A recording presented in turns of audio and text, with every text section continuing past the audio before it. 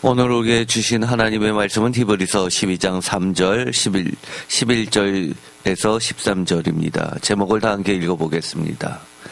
피곤하여 낙심하지 말고 당시에는 즐거워 보이지 않고 슬퍼 보이나 믿음으로 연약한 무릎을 일으켜 세우고 저는 다리로 낫게 하라. 2부 아멘.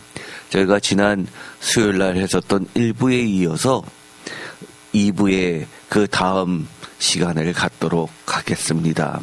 저희가 지난 시간에 했었던 말씀을 다 함께 읽어보겠습니다. 히브리서 4장 2절 다 같이 읽겠습니다. 그들과 같이 우리도 복음 전함을 받은 자이나 들은 바 그 말씀이 그들에게 유익하지 못한 것은 듣는 자가 믿음과 결부시키지 아니함이라. 아멘.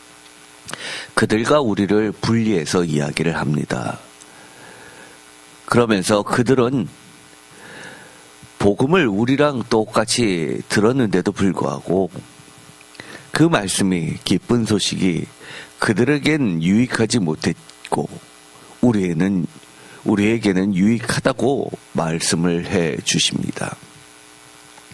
마찬가지로 히브리서 교회의 목사님은 성도들에게 전한 이 말씀이 오늘날 우리들에게도, 세임교회 성도들에게도 그대로 적용된다고 하나님은, 예수님은, 성령님은 우리에게 말씀해 주시는 겁니다.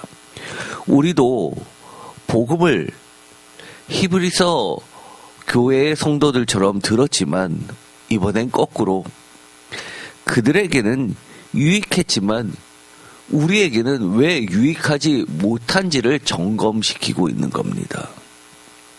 왜 그럴까요?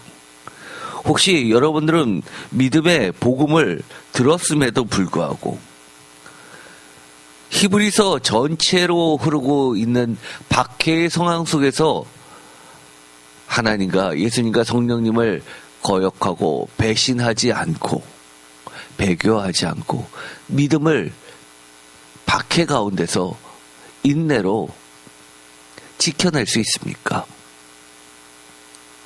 여전히 우리가 원하는 그 믿음은 히브리서 교회의 목사님께서 경고하셨던 그들의 믿음과 우리의 믿음이 똑같은 수준, 즉 우리 당장에 먹고 사는 문제들, 이런 것에 집중되어 있지는 않습니까? 다시 우리 자신을 철저하게 점검해 봐야 합니다. 히브리서 8장 1절 여기까지 했었죠. 지금 우리가 하는 말의 요점은 이러한 대제사장이 우리에게 있다는 것이라. 그는 하늘에서 지극히 크신 이의 보좌 우편에 앉으셨으니 성소와 참 장막에서 섬기는 이시라.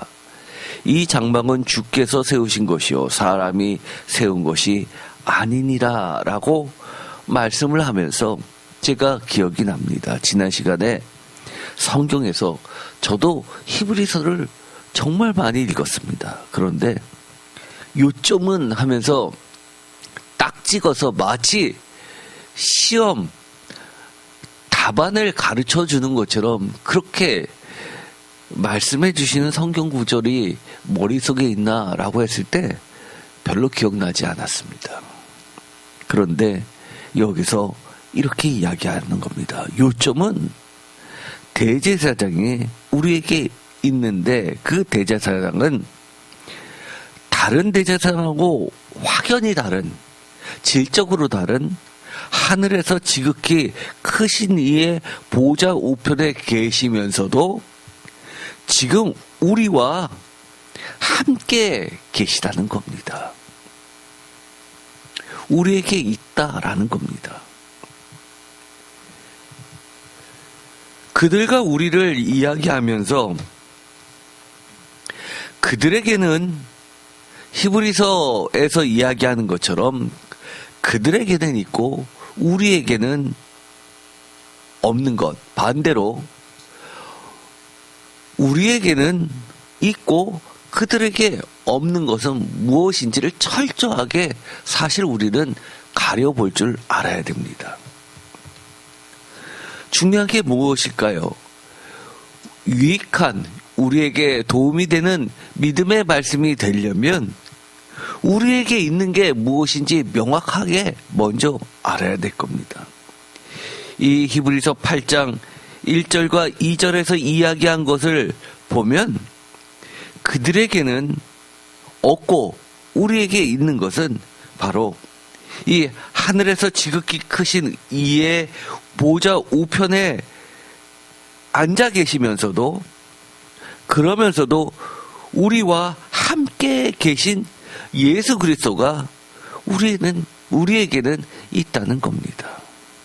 여러분은 그런 예수님을, 그리스도를 얼마나 잘 활용하고 있습니까?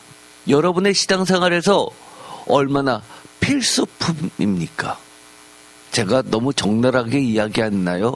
경건하게 이야기해야 되는데 이렇게 마치 물건을 매매하듯이 이야기했나요? 여러분 기억에 남으라고 하는 소리입니다. 필수품은 어디를 가든지 반드시 지녀야 되는 겁니다.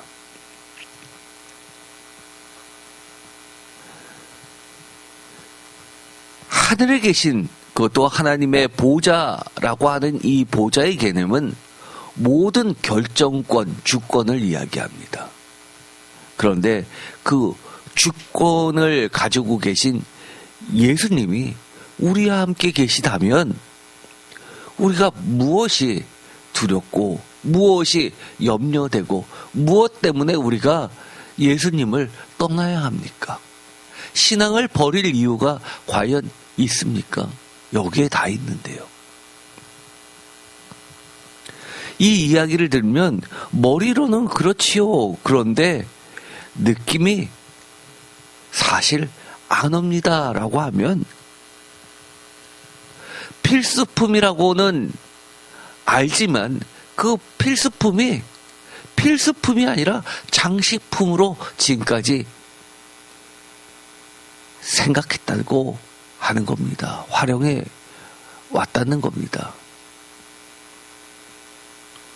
내 삶에서 이럴 때도 예수님, 저럴 때도 예수님, 무엇을 하든지 예수님이 꼭 계셔야만 됐다면 이 말씀을 읽는 순간 다시 한번 내가 왜 흔들려야 됐지? 왜 내가 불안해하지라고 점검해 볼 수 있는 겁니다. 두 번째, 그들에게는 없지만 우리에게 있는 게 무엇일까요? 히브리서 8장 10절부터 다 같이 한번 읽어볼까요? 또 주께서 이르시되 그날 후에 내가 이스라엘 집과 맺을 언약은 이것이니 내 법을 그들의 생각에 두고 그들의 마음에 이것을 기록하리라. 나는 그들에게 하나님이 되고 그들은 내게 백성이 되리라. 또 각각 자기 나라 사람과 각각 자기 형제를 가르쳐 이르기를 주를 알라 하지 아니할 것은 그들이 작은 자로부터 큰 자까지 다 나를 알미라. 내가 그들의 불의를 긍휼히 여기고 그들의 죄를 다시 기억하지 아니하리라 하셨느니라. 새 언약이라 말씀하셨음에 첫 것은 낡아지게 하신 것이니 낡아지고 새하는 것은 없어져 가는 것이니라. 아멘. 10절부터 이 13절까지를 보면 앞과 뒤를 싸고 있는 것이 있습니다. 그것이 바로 언약입니다. 우리에게 있는 게 무엇입니까? 예수 그리스도로 완성되는 새 언약입니다. 새 언약, 신약 아닙니까? 이것은 낡아 없어지는 언약이 아니라는 겁니다. 지금도 속된 말로 잉크가 마르지도 않은 계약서라는 겁니다. 어떠신가요? 그런데 그것이 어디에 기록이 되어 있냐면 생각, 마음에 기록되어 있다고 합니다. 사실 나는 그들에게 하나님이 되고 그들은 내게 백성이 되리라 라는 이 말씀은 제가 여러 차례 말씀을 드렸죠. 공식적인 언약식의 선언 전형 문구입니다. 언약식을 할 때 반드시 선포되는 정형구죠. 이것은 구약의 여러 군데에 나오고 선지서에서도 대표적인 것이 예레미야서고 이 말씀이 요한복음에도 나오게 됩니다. 이처럼 새로운 언약은 마음에, 생각에 기록되어 있습니다. 우리가 신앙생활 할 때 가장 우리 자신들이 답답해하는 게 뭡니까? 전제는 정말 신앙생활 잘하고 싶고 하나님 말씀대로 살고 싶고 그런데도 불구하고 잘 안 될 때가 언제입니까? 잊어먹을 때 아닙니까? 또는 마음에서 밀어낼 때 아닙니까? 여러 가지 이해관계 앞에서 머리로는 그래야 되는데 마음으로는 싫습니다. 내 앞에 다가올 여러 가지 불이익과 비난과 사람들의 공모에 의한 공격이 이것을 하는데 지켜내는데 꺼리 껴집니다. 그런데 그때 하나님이 이렇게 이야기해 주시는 겁니다. 마르지 않은 잉크로 기록된 계약서가 지금 현재 너 생각 가운데 있고 마음속에 있어서 마치 내가 지금 당장 계약식을 맺은 그 순간처럼 생생하게 유효하다는 겁니다. 얼마나 이것이 축복입니까? 저도 과거에 신앙생활을 할 때 회개할 때 제일 많이 회개하면서 같이 기도했던 게 하나님 죄송해요. 깜빡했어요. 깜빡하지 않았습니다. 알면서도 찜찜하면서도 에이 이 정도야 라고 지나갔습니다. 그런데 이제는 그때마다 하나님께서 생생하게 우리 귀에 들려주신다면 마음의 소리로 쨍쨍하게 들려주신다면 다시는 그런 두 번 실수를 하지 않을 것만 같습니다. 눈이 멀어도 볼 수 있고 귀가 막혀도 들릴 수 있는 것이 마음의 소리, 생각의 소리, 성령님의 소리 아닙니까? 또 그들에게는 없고 우리에게는 있는 것이 있습니다. 히브리서 9장 14절부터 14절까지 읽어보면 짧은 두 절이지만 정말 많은 것을 내포하고 있습니다. 14절부터 다 같이 읽어보겠습니다. 하물며 영원하신 성령으로 말미암아 흠없는 자기를 하나님께 드린 그리스도의 피가 어찌 너희 양심을 죽은 행실에서 깨끗하게 하고 살아계신 하나님을 섬기게 하지 못하겠느냐. 이로 말미암아 그는 새 언약의 중보자시니 이는 첫 언약 때의 범한 죄에서 속량하려고 죽으사 부르심을 입은 자로 하여금 영원한 기업의 약속을 얻게 하려 하심이라. 아멘. 왜 이 두 절이 그렇게 특별할까요? 여러분 이 히브리서 9장 14절과 15절을 읽으면 평소에 어떤 것에 눈이 가고 멈췄습니까? 혹시 영원한 기업의 약속, 죄의 속량 이런 것에 먼저 눈이 갔습니까? 아니면 제가 지금 말씀드리려고 하는 것처럼 이 14절과 15절은 성경 정체에서 성부, 성자, 성령이 다 함께 나와 있는 본문이 사실은 그렇게 많지 않습니다. 우리가 축도로 쓰고 있는 고린도후서 13장 13절에 있는 그 짧은 한 구절을 축도로 쓸 정도로 그렇게 성부, 성자, 성령이 집약적으로 체계적으로 잘 갖추어져 있는 말씀 그렇게 성경에서 흔치 않습니다. 그만큼 히브리서는 초대교회 중에서 후대에 어느 정도 교리가 확정되어 있는 상태라는 것을 알 수 있습니다. 그런 것 보면 우리의 신앙의 깊이가 얼마나 오래된 역사 속에서 확립된 것임을 알 수 있죠. 14절에 보면 성령이 나옵니다. 그리고 나서 하나님이 나옵니다. 하나님을 살아계신 하나님이라고 이야기합니다. 그리고 15절에는 언약의 중보자이신 예수 그리스도 삼위일체 하나님에 대해서 이야기하는데 이 삼위일체 하나님이 어디로 연결돼서 하나로 이어지냐 하면 바로 그리스도의 피라는 겁니다. 십자가입니다. 사실 우리가 삼위일체 하나님 하도 많이 들어서 별로 놀랍지도 않은 듯합니다.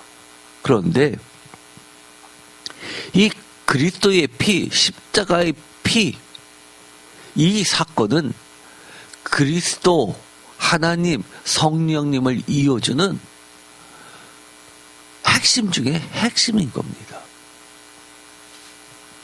그렇기 때문에 히브리서에서 징계라고 하는 것, 그리고 더 나아가서 히브리서 전체에 어떤 학자는 단 한 구절을 주제를 뽑으라고 한다고 하면 영문 밖으로 나가서 우리도 예수 그리스도처럼 십자가를 지고 나아가라는 그 말씀을 꼽을 정도로 십자가를 빼놓고는 이야기할 수 없습니다.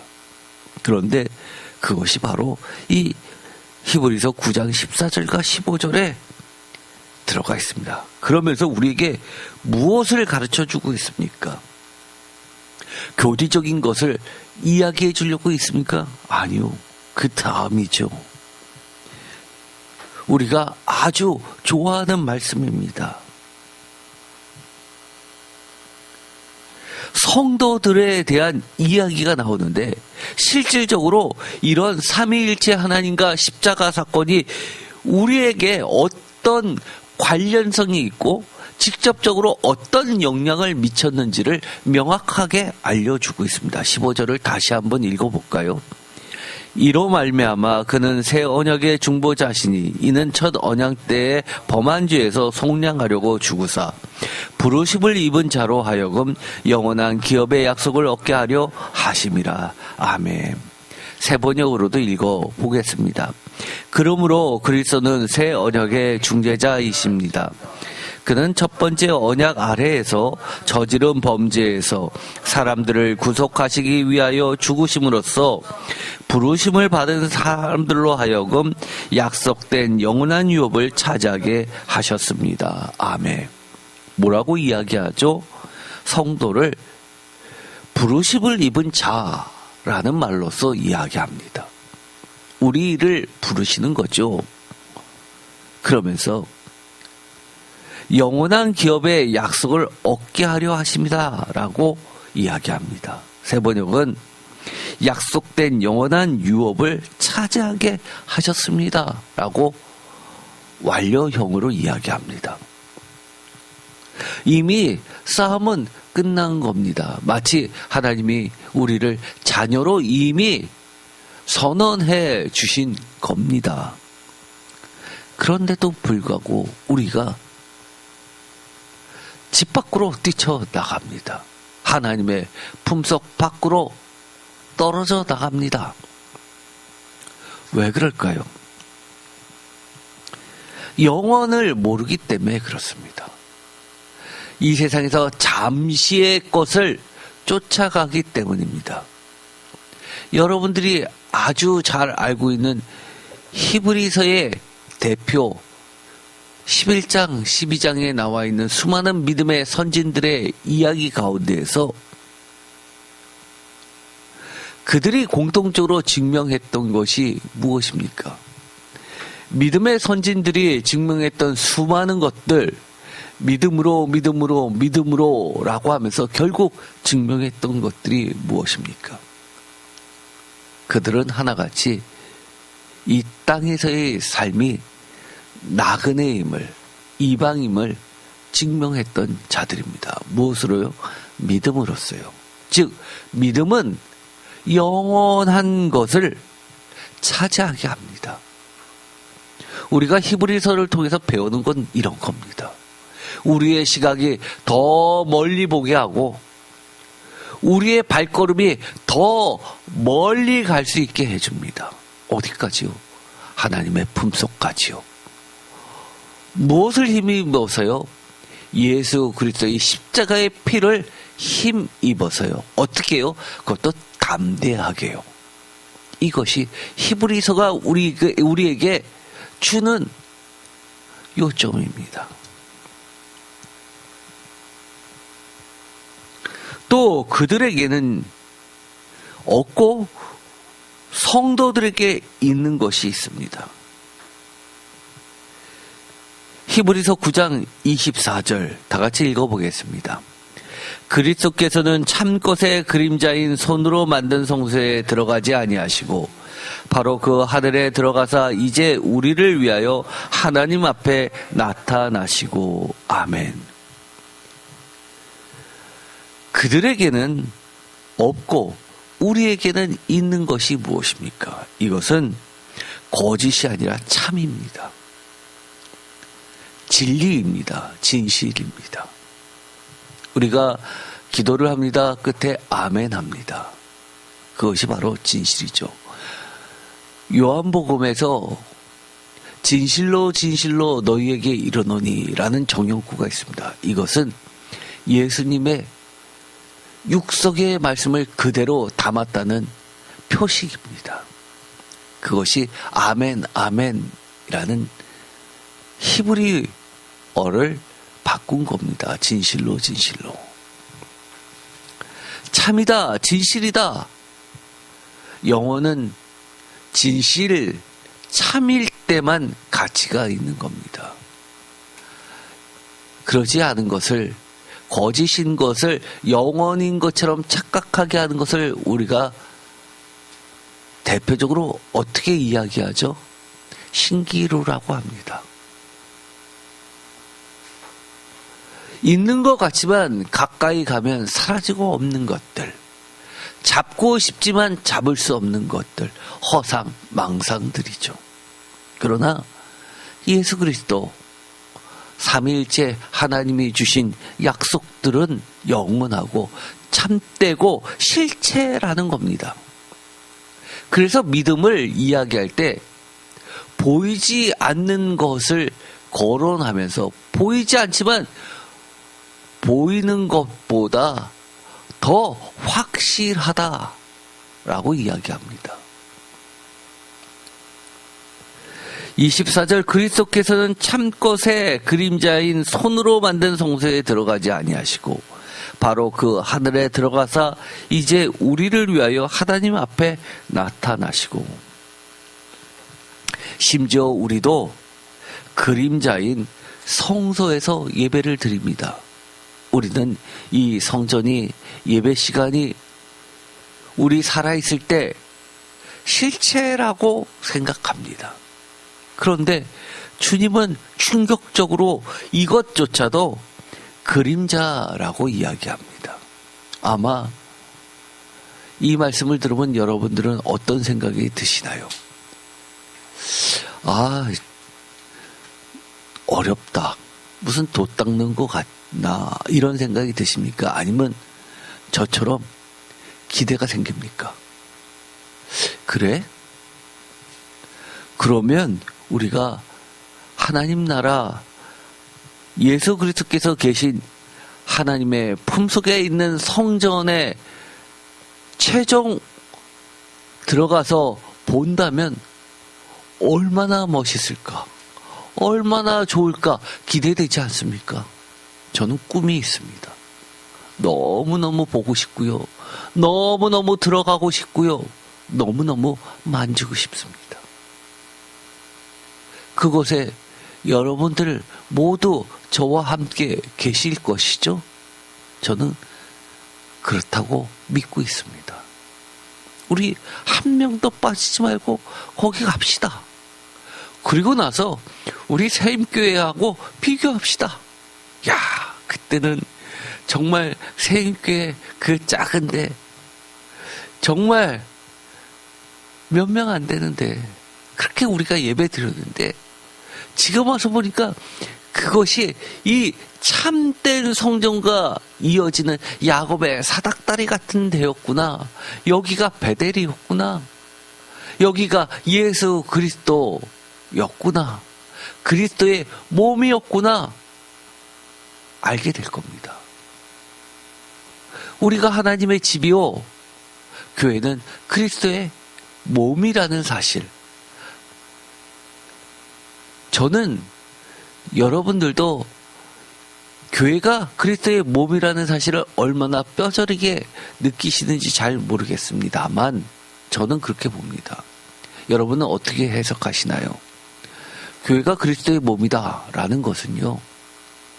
예수 그리스도는 몸이라고 이야기할 때 몸은 실행을 이야기합니다. 행함을 이야기합니다. 실체, 존재, 역사를 이야기합니다. 즉 그리스도는 교회를 통해서 역사하십니다. 하나님의 역사는 교회의 역사입니다. 그렇기 때문에 참된 교회, 거짓인 교회가 아니라 참된 교회에서 신앙생활하는 참된 성도가 얼마나 중요한지 모르겠습니다. 우리에게는 있고 그들에게 없는 것.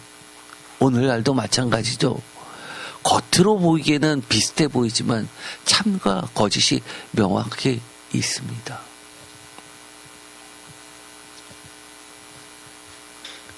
또 그들에게는 없고 우리에게는 있는 것이 무엇일까요? 히브리서 10장 2절 그렇지 아니하면 섬기는 자들이 단번에 정결하게 되어 다시 죄를 깨닫는 일이 없으리니 어찌 제사 드리는 일을 그치지 아니하였으리요. 이것이 의미하는 게 무엇일까요? 지금까지는 이 말씀을 예수 그리스도의 속죄에 대해서 초점을 맞춰서 읽어왔을 겁니다. 오늘은 조금 무게중심을 옮겨보겠습니다. 이 히브리서 10장 2절을 다시 한번 본다면 이렇게도 해석할 수 있습니다. 예수 그리스도에 의해서 단번에 이루신 참된 속죄의 예배, 속죄의 참된 예배가 우리에게는 있는 겁니다. 여러분들이 하나님께 예배를 드린다고 그리고 참된 예배를 드리고 싶다고 참된 예배로 하나님이 인정해 주십니까? 우리가 예배 드릴 때 항상 어떻게 기도하고 시작하죠? 성령님께서 하나님께서 기뻐 받으시는 참된 예배 되게 해달라고 늘 기도합니다. 오늘 히브리서 말씀으로 바꿔보면 아까 성령은 무엇으로 바꾸어 이야기했죠? 그리스도의 피로 얘기했습니다. 기억나시죠? 성령, 그 다음 바로 이어지는 말이 그리스도의 피였습니다. 예배도 마찬가지입니다. 다시 죄를 깨닫는 일이 없게 되는 예배, 참된 예배, 그것이 그들에게는 없었지만 우리에게는 있는 겁니다. 예수 그리스도의 피로요. 이것이 얼마나 귀합니까? 예배를 드렸을 때 저도 청년 때 그런 생각을 했었습니다. 이 예배 하나님이 진짜 받으셨을까? 내 기도 진짜 하나님이 들으셨을까? 하나님께서 이 예배를 상달 받으셨을까? 이거 쉬운 문제 아닙니다. 무시할 문제 아닙니다. 세상에 수많은 예배를 드립니다. 그런데 하나님이 그거 다 예배 아니야. 너희들끼리 친목단체 하나 만들어가지고 커뮤니티 형성해가지고 서로 즐기는 거지. 그게 무슨 예배야? 라고 하면 어쩌실 겁니까? 무서운 얘기입니다. 우리 점검해 봐야 됩니다. 참된 예배 이미 주셨는데 그 참된 예배 가운데 우리가 있는 건지 없는 건지요. 누구의 기준이 돼야 됩니까? 우리의 기준이요? 목사님의 기준이 아니요. 저도 예외 없습니다. 하나님이 인정해 주시느냐 아니냐가 더 중요하죠. 인원이 무슨 상관입니까? 장소가 무슨 상관입니까? 하나님이 받으시는 예배, 예수 그리스도의 피가 철철 살아 넘쳐 역사하는 예배, 이게 중요하죠. 여러분들은 얼마나 그 예배를 갈망하십니까? 예배를 드렸습니다. 영적으로 눈을 뜨고 보니까 마치 침례하듯이 우리가 평생에 걸쳐서 머리에 성수 이렇게 한번 터치하는 정도가 아니라 예수 그리스도의 피로 되어 있는 그 그리스도의 피의 바다 속에 푹 잠겼다가 나오는 그런 시간. 죄란 죄는 그리스도의 피에 의해서 접근조차 할 수 없는 그런 깨끗한 예배되는 시간을 들어갔다 나왔다고 생각해 보십시오. 이것처럼 귀한 예배 어디 있습니까? 우리가 예배 드릴 때 하나님께 진실한 마음으로 예배 드린다고 그랬을 때 하나님 보시기에, 예수님 보시기에 더러움이 없겠습니까? 왜 없겠어요? 수두룩하죠.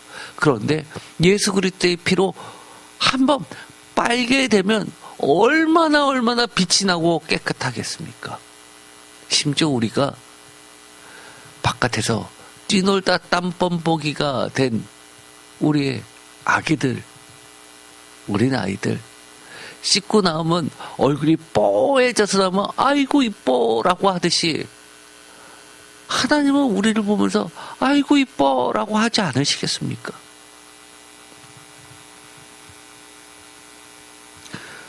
또 그들에게는 없고 우리에게 있는 것이 있습니다. 히브리서 10장 12절부터 읽어보겠습니다. 오직 그리스도는 죄를 위하여 한 영원한 제사를 드리시고 하나님 우편에 앉으사 그 후에 자기 원수들을 자기의 발등상이 되게 하실 때까지 기다리시다니 그가 거룩하게 된 자들을 한 번의 제사로 영원히 온전하게 하셨느니라. 또한 성령이 우리에게 증언하시되 주께서 이르시되 그날 후로는 그들과 맺을 언약이 이것이라 하시고 내 법을 그들의 마음에 두고 그들의 생각에 기록하리라 하신 후에 또 그들의 죄와 그들의 불법을 내가 다시 기억하지 아니하리라 하셨으니 이것들을 사하셨은즉 다시 죄를 위하여 제사 드릴 것이 없느니라. 아멘. 이 말씀 아까도 읽었죠. 특별히 이 말씀을 다시 한번 읽었던 이유는 다른 각도에서 보고자 함입니다.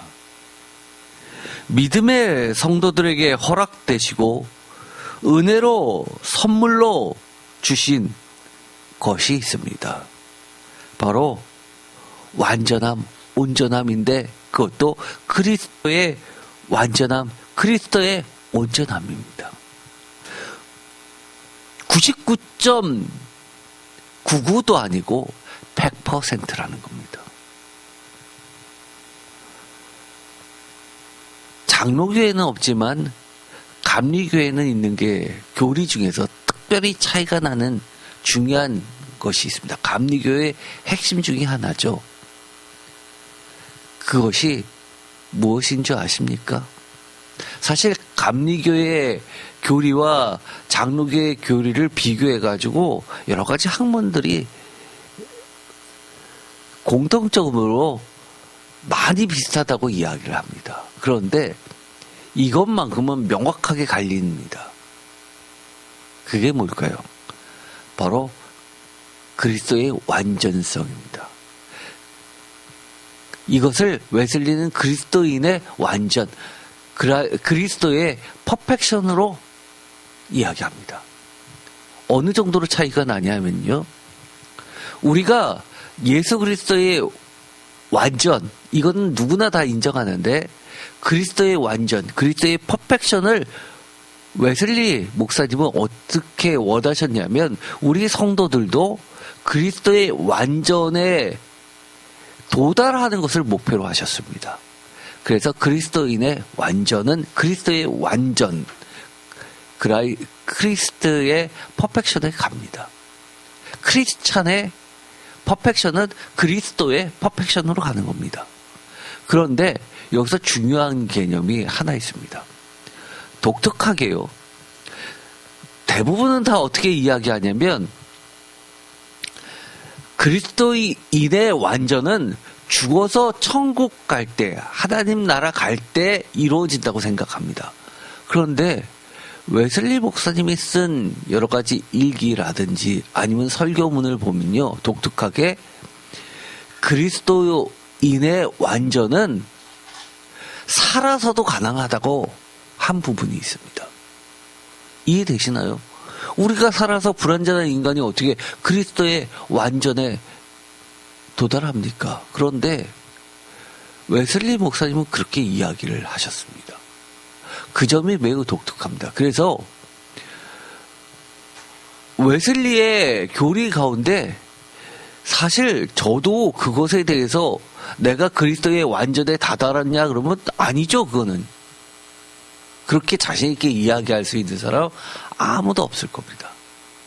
그런데 웨슬리 목사님은 어떻게 이야기하냐면 불가능한 것을 예수님이 우리에게 숙제로 주신 분이 아니라는 겁니다.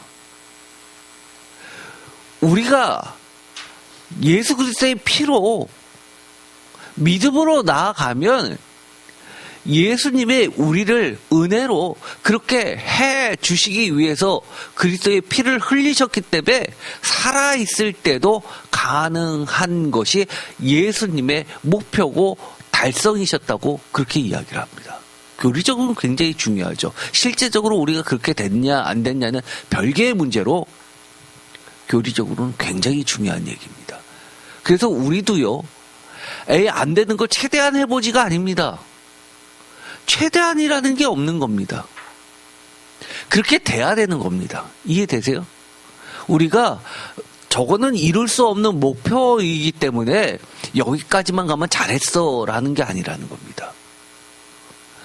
목표이자 달성 가능한 수준이라는 겁니다. 그래서 우리 모두는 노력하면서 거기까지 가야 된다는 것이지 이룰 수 없는 목표치를 이미 정해놓고 다 못 이루지만 다 같이 노력해 봅시다라는 어떤 긍정 마인드로서 설정해 놓은 것이 아니라는 겁니다. 그렇기 때문에 우리가 무엇도 겪게 되는 겁니까? 히브리서 기자의 말대로 하면 수모도 겪는 겁니다. 그리고 참아내는 겁니다. 왜요?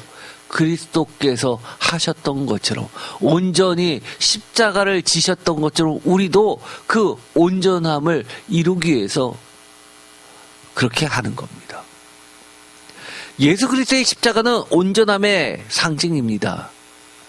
그래서 그것은 이룰 수 없는 것이니까 십자가까지는 다들 못 가고 그 이전까지만 최대치만 가면 다 잘했어 합격 이게 아니라는 겁니다. 이것은 굉장히 중요한 차이를 만들어야 합니다. 히브리서는 우리에게 그것을 가르쳐 주는 겁니다. 예수 그리스도는 완전을 이루셨다는 겁니다. 다시 그런 차원에서 이 말씀들을 읽어볼까요? 다 같이 읽겠습니다. 12절.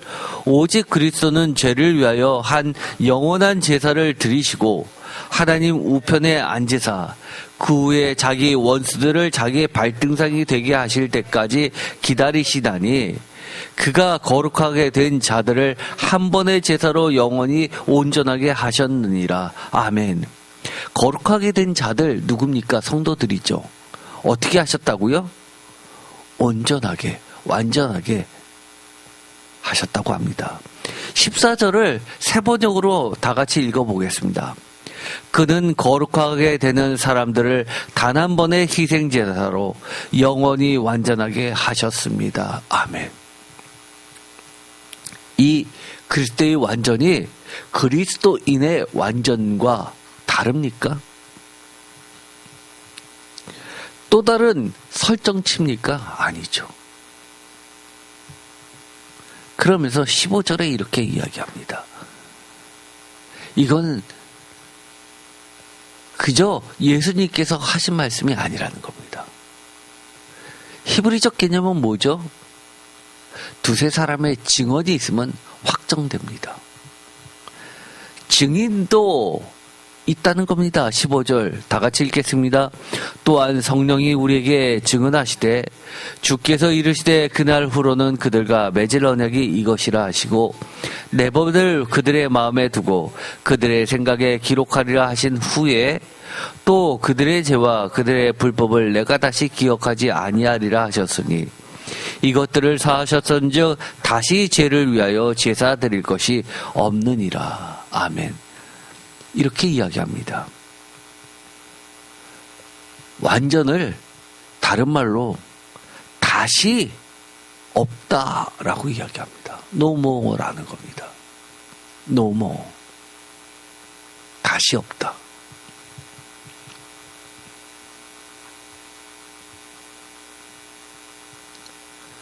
오늘은 여기까지 하도록 하겠습니다. 여러분들께서 오늘 읽었었던 말씀들은 사실 익히 많이 다른 각도에서 읽어오셨던 말씀들입니다.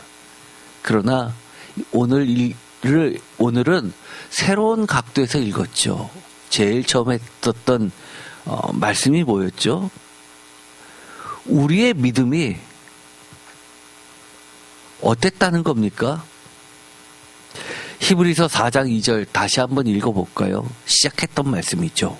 그들과 같이 우리도 복음 전함을 받은 자이나 들은 바 그 말씀이 그들에게 유익하지 못한 것은 듣는 자가 믿음과 결부시키지 아니함이라. 아멘. 이거였죠. 오늘 계속해서 그들과 우리를 비교하면서 우리가 말씀을 모아 결부시켜야지만 유용하게 되는 겁니까? 믿음과 결부시켜야지만 유효한 것이 되는 겁니다. 말씀 아무리 봐도, 말씀 아무리 들어도 결부시키지 아니하면 소용이 없다는 거죠. 그것도 믿음으로라는 겁니다. 세 번역으로도 읽어보겠습니다. 그들이나 우리나 기쁜 소식을 들은 것은 마찬가지입니다. 그런데 들은 그 말씀이 그들에게는 아무런 유익이 되지 못하였습니다. 그들은 그 말씀을 듣고서도 그것을 믿음과 결합시키지 않았기 때문입니다. 아멘. 이제 여러분은 어떤 일만 남으셨습니까? 이제 말씀을 들었습니다. 그들이 안 되고 우리가 되려면, 히브리서 성도들처럼 우리도 되려면 믿음과 결합시켜야 합니다. 말씀을 믿음과 결부시켜야 됩니다. 이것이 매우 중요하죠. 그렇게 되면 어떻게 되죠? 지난 시간에는 주로 이 이야기를 했었습니다.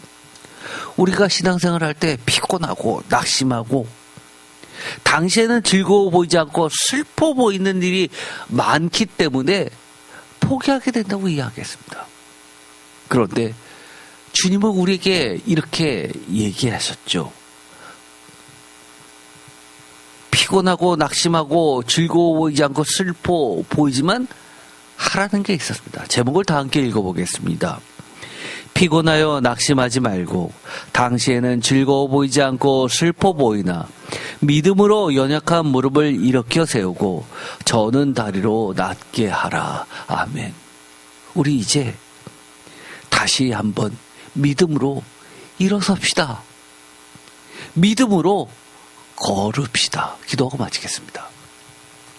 하나님 감사합니다. 오늘도 귀한 말씀 주셨습니다. 사실 이 말씀 처음 듣는 말씀들 아니었습니다. 그동안 우리가 믿음과 결부시키지 못했던 것들을, 얼마나 귀한 것들을 우리에게 이미 주셨다는 사실을 다시 한번 깨닫게 하시고 정말 우리의 신앙생활에 결합시키게 하여 주옵소서. 예수 그리스도의 이름으로 기도드립니다. 아멘.